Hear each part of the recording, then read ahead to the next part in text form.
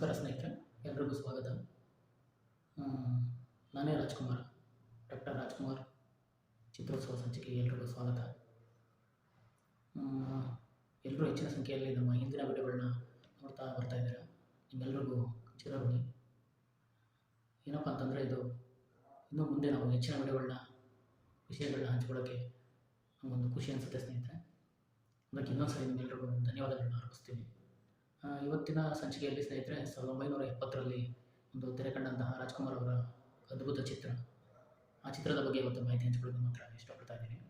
1970ರಲ್ಲಿ ತೆರೆ ಕಂಡಂತಹ ಪರೋಪಕಾರಿ ಈ ಚಿತ್ರದ ಬಗ್ಗೆ ಇವತ್ತು ಮಾಹಿತಿ ಹಂಚ್ಕೊತಾ ಇದ್ದೀನಿ. ಈ ಚಿತ್ರ ಒಂದು ಅಣ್ಣವರ ನಾಯಕ ನಟನೆಯಲ್ಲಿ 127ನೇ ಚಿತ್ರವಾಗಿ ಬಿಡುಗಡೆಯಾಗುತ್ತೆ ಸ್ನೇಹಿತರೆ. ಹಾಗೆ ಈ ಚಿತ್ರದ ಒಂದು ತಾಂತ್ರಿಕ ವರ್ಗಕ್ಕೆ ಬರೋದಾದರೆ, ವೈ.ಆರ್. ಸ್ವಾಮಿ ಅನ್ನೋರು ಈ ಚಿತ್ರಕಥೆ ಬರೆದು ನಿರ್ದೇಶನವನ್ನು ಕೂಡ ಮಾಡಿರ್ತಾರೆ. ನಿಮ್ಮೆಲ್ಲರಿಗೂ ತಿಳಿದಿರೋ ಹಾಗೆ ಹಿಂದಿನ ವಿಡಿಯೋಗಳಲ್ಲಿ ನಾನು ಇವ್ರ ಬಗ್ಗೆ ಹಂಚ್ಕೊಂಡಿದ್ದೀನಿ. ವೈ.ಆರ್. ಸ್ವಾಮಿ ಅವರ ಬಗ್ಗೆ ಆಲ್ಮೋಸ್ಟ್ ಹೆಚ್ಚಿನ ಸಂಖ್ಯೆಯಲ್ಲಿ ರಾಜ್ಕುಮಾರ್ ಅವರ ಚಿತ್ರಗಳನ್ನ ಇವರು ನಿರ್ದೇಶನ ಮಾಡಿರ್ತಾರೆ. ಒಂದು ಒಳ್ಳೊಳ್ಳೆ ಚಿತ್ರಗಳು ಕೂಡ ಇವರ ನಿರ್ದೇಶನದಲ್ಲಿ ಕೊಟ್ಟಿರ್ತಾರೆ ಸ್ನೇಹಿತರೆ. ಹಾಗೆ ಛಾಯಾಗ್ರಹಣ ಬಂದು ಚಿಟ್ಟಿ ಬಾಬುನವರು ನಿರ್ವಹಿಸಿದ್ದಾರೆ. ಸಂಕಲನವನ್ನು ಪಿ. ಭಕ್ತವತ್ಸಲ ಅವರು ಮಾಡಿರ್ತಾರೆ ಸ್ನೇಹಿತರೆ. ಇನ್ನು ಚಿತ್ರದ ಒಂದು ಕಥಾ ಸಾರಾಂಶಕ್ಕೆ ಬರೋಣ ಸ್ನೇಹಿತರೆ. ಈ ಚಿತ್ರದ ಒಂದು ಹೆಸರಲ್ಲೇ ಸೂಚಿಸುವಂತೆ ಪರೋಪಕಾರಿ ಅನ್ನೋ ಹೆಸರಲ್ಲಿ ನಿಮ್ಗೆ ಆಲ್ಮೋಸ್ಟ್ ಚಿತ್ರದ ಒಂದು ಕತೆ ಗೊತ್ತಾಗುತ್ತೆ ಅನ್ಕೊತೀನಿ. ಏನಪ್ಪ ಅಂದರೆ, ಒಂದು ಶ್ರೀಮಂತರ ಮಗ ಆಗಿರ್ತಾರೆ ರಾಜ್ಕುಮಾರ್ ಅವರು. ತಮ್ಮ ತಂದೆಯ ಅನುಮತಿ ಇಲ್ಲದೆ ತಮ್ಮ ತಂದೆಯ ಹಣವನ್ನು ಅವರು ಒಂದು ಸನ್ನಿವೇಶದಲ್ಲಿ ದಾನ ಮಾಡಿರ್ತಾರೆ. ಆವಾಗ ತಮ್ಮ ಶ್ರೀಮಂತ ತಂದೆಯವರು ತಮ್ಮ ಮಗನಿಗೆ ಸ್ವಲ್ಪ ನಿಂದನೆಯನ್ನು ಕೂಡ ಮಾಡ್ತಾರೆ. ಆವಾಗ ಇವರಿಗೆ ಮನನೊಂದು ಸವಾಲನ್ನು ಎಸೆತಾರೆ. 1 ವರ್ಷದಲ್ಲಿ ಕಾನೂನು ಬದ್ಧವಾಗಿ ನಾನು ಮನೆಯಿಂದ ಆಚೆ ಹೋಗಿ ನನ್ನ ದುಡಿಮೆಯಲ್ಲಿ 25,000 ಹಣವನ್ನು ದುಡಿದು ನಿಮ್ಮ ಹತ್ತಿರ ತಂದು ನಿಲ್ಲುತ್ತೇನೆ ಹಠ ಮಾಡಿ ಹೊರಗಡೆ ಹೋಗ್ತಾರೆ. ತದನಂತರ ಕೆಲವೊಂದು ಅಡೆತಡೆಗಳು ಹಾಗೆ ಹೀಗೆ ಈ ರೀತಿ ಒಂದು ಕಥಾಂಧ್ರ ಇದೆ ಸ್ನೇಹಿತರೆ. ಇನ್ನು ಸ್ನೇಹಿತರೆ, ಈ ಚಿತ್ರದ ಒಂದು ಪಾತ್ರವರ್ಗಕ್ಕೆ ಬರೋಣ. ನಿಮ್ಮೆಲ್ಲರೂ ಗೊತ್ತಿರೋ ಹಾಗೆ ಡಾಕ್ಟರ್ ರಾಜ್ಕುಮಾರ್ ಅವರು ನಾಯಕ ನಟನಾಗಿ ಅಭಿನಯಿಸಿರ್ತಾರೆ. ಅವರಿಗೆ ಜಯಂತಿ ಅವರು ನಾಯಕಿಯಾಗಿ ಅಭಿನಯಿಸಿದ್ದಾರೆ. ಇನ್ನು ಉಳಿದಂತೆ ಡಾಕ್ಟರ್ ರಾಜ್ಕುಮಾರ್ ಅವರ ತಂದೆ ಪಾತ್ರದಲ್ಲಿ ಸಂಪತ್ ಅವರು, ಹಾಗೆ ತಾಯಿಯ ಪಾತ್ರದಲ್ಲಿ ಪಂಡರಿಬಾಯಿ ಅವರು ಸಹಜ ಅಭಿನಯವನ್ನು ಕೂಡ ನೀಡಿರ್ತಾರೆ.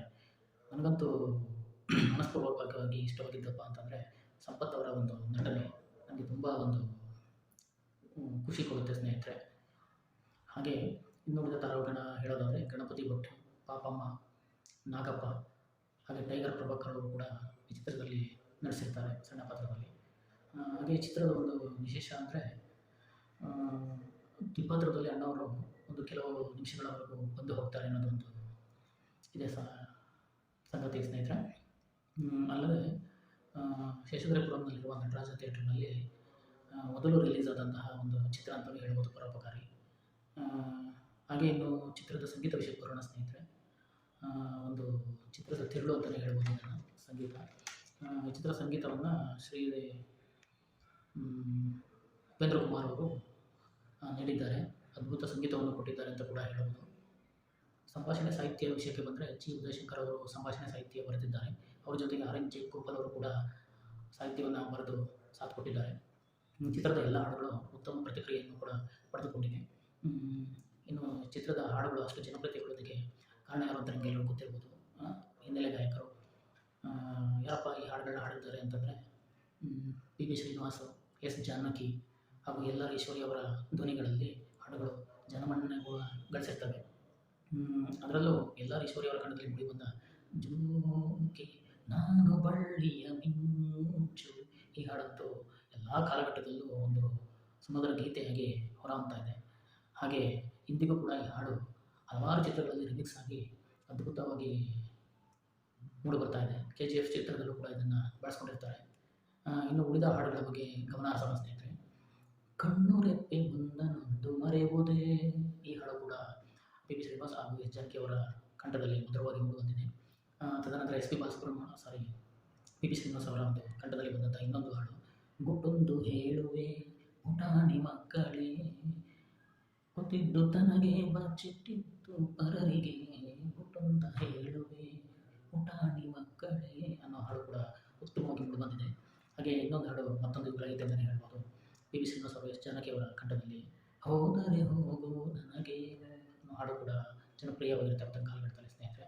ಒಟ್ಟಿನಲ್ಲಿ ಒಂದು ಸಾಂಸಾರಿಕ ಕಥಾಹಂದರವನ್ನು ಹೊಂದಿರುವಂತಹ ಉತ್ತಮ ಚಿತ್ರ ಅನ್ನೋದು ಉತ್ತಮವಾಗಿ ಮೂಡಿಬಂದಿದೆ ಅಂತಲೂ ಹೇಳ್ಬೋದು. ಯಾರಾದರೂ ನೋಡಿಲ್ಲ ಅಂದರೂ ಕೂಡ ಯೂಟ್ಯೂಬಲ್ಲಿ ಹೋಗಿ ಈ ಚಿತ್ರವನ್ನು ನೋಡ್ಬೋದು ಸ್ನೇಹಿತರೆ.